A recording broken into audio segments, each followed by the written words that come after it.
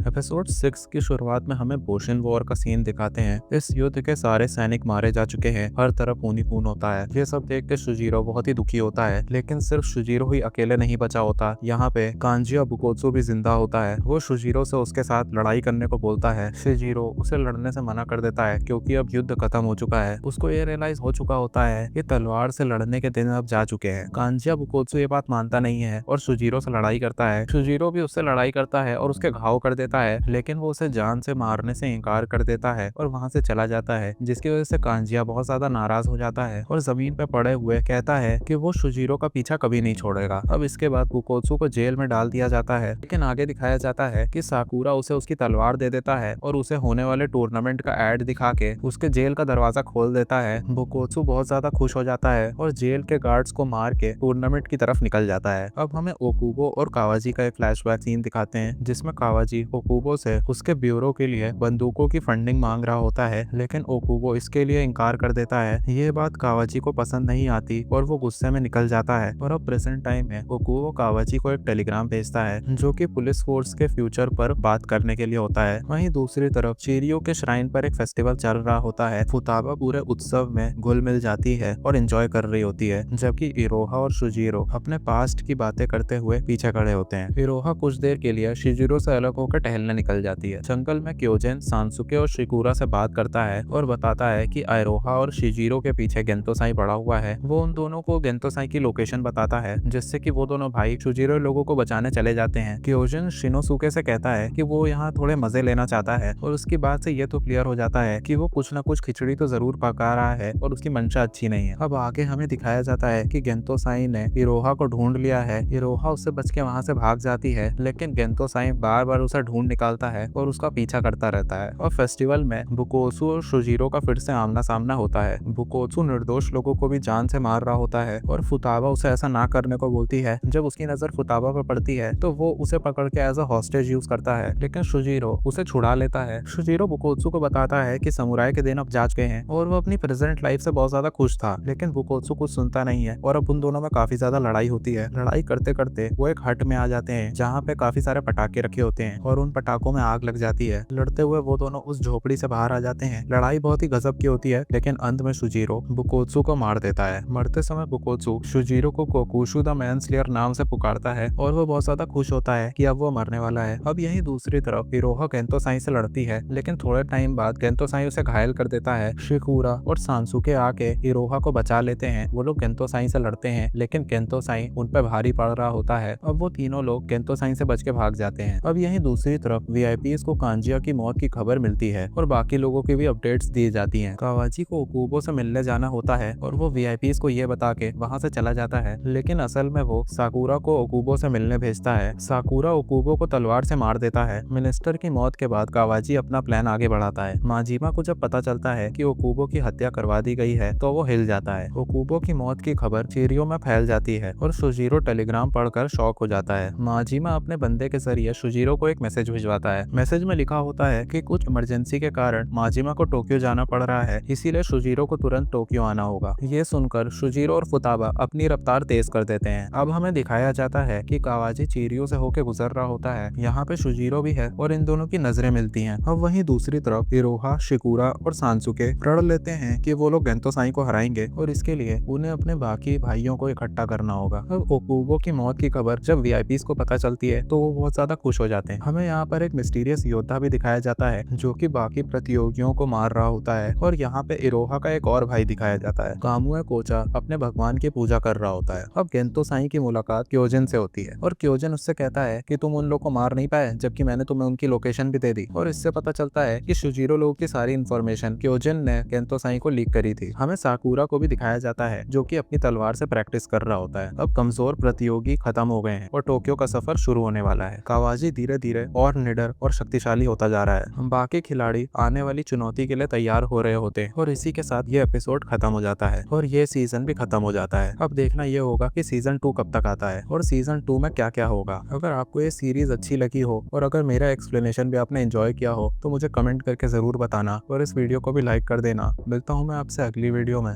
तब तक के लिए बाय बाय।